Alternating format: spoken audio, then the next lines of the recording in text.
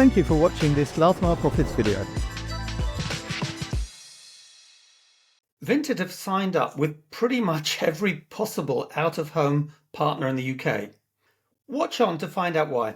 Last Mile Profits is brought to you by Parcel Pending by Quadient. Gary, Vinted seem to be friendly with everyone and anyone who has lockers.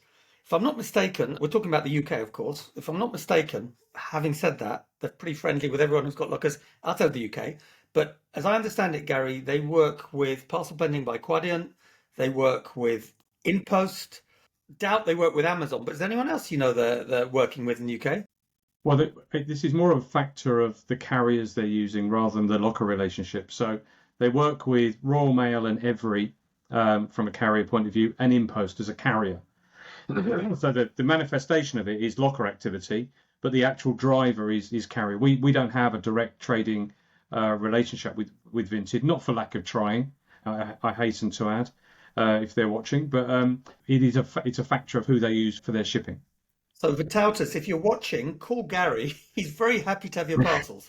But actually, on a more serious note, the reality is companies like Vinted. For those of you, I doubt anyone doesn't know who they are, but in case you don't, it's Recommerce, so selling of used clothing items, fashion items.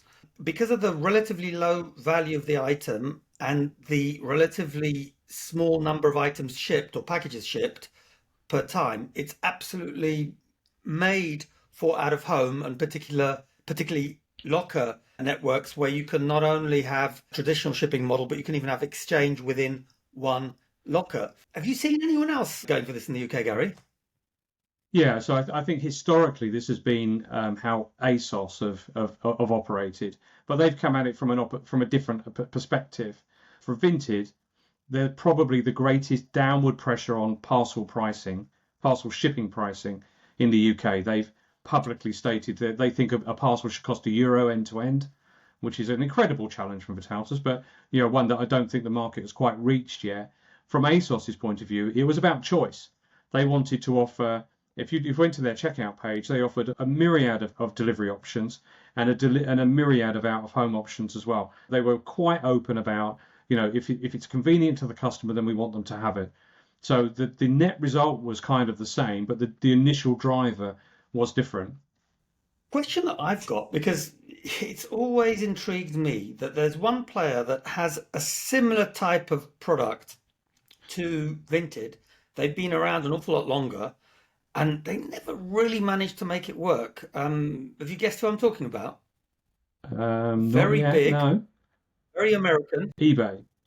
Is it just me? Exactly. Is it just me? But the impression I have is although they've tinkered around with, last mile investments and development, it never really took off.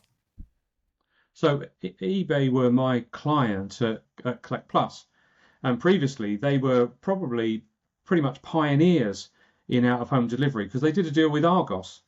So the idea was that you ordered online and you could have it shipped to Argos, and a clever little bit of backroom IT, you could go along with a pickup code called, I don't want to say, but if I say the 3 letters that describe the pickup code, I'll cry for an hour because it was a nightmare.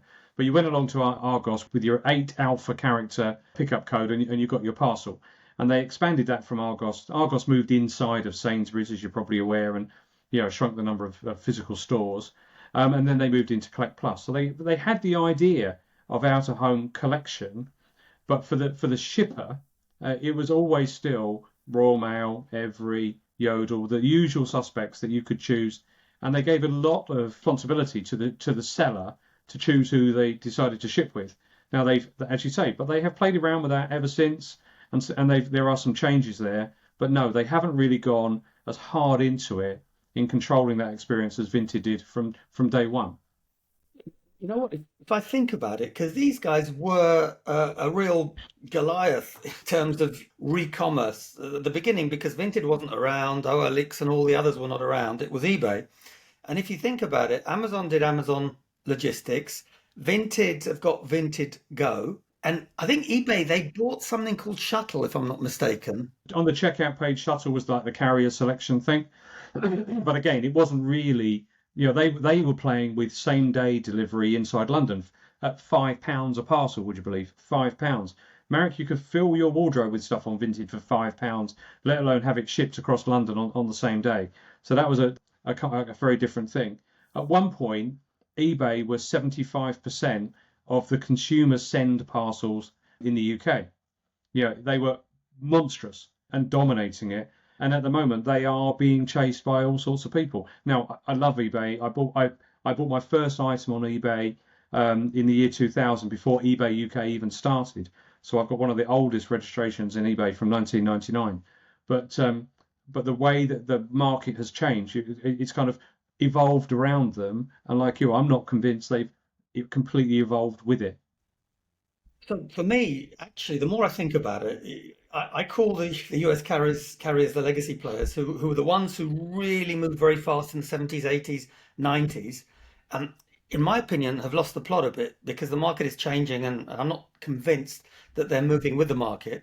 And if you look at Recommerce, then it's exactly that as well, isn't it? That you had eBay, who were the big movers and shakers. They did some amazing stuff, but somehow, lost the need or desire to change. And then you get a young, sorry for doubters, upstart player like Vinted, and I mean this in the nicest possible way, who's suddenly moved from nowhere to become, a huge player. And by the way, for those who don't know, Vinted is a Lithuanian company. Chapeau bas to Lithuania. It's a country of about 3 million and has created something so huge. So, Gary, again, let's see what people say, because I'll be interested to get the opinions of our readers. Are we unfair, or is it really the case that every now and then things get challenged, move, the established order suddenly, I loses I think it's power? when you're driving a super tanker, how do you outrun a speedboat?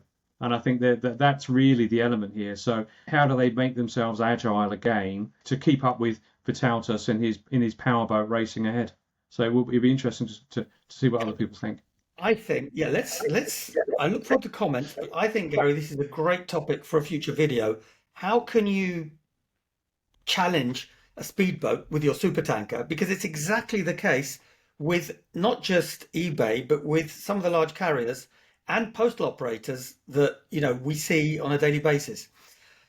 For now, Gary, it's been great. I think we're up in terms of time, but great talking as usual. Looking forward to our viewers' comments. And of course, if you've enjoyed this video, please press like and subscribe. It helps us keep these videos free for you. Gary, thanks very much.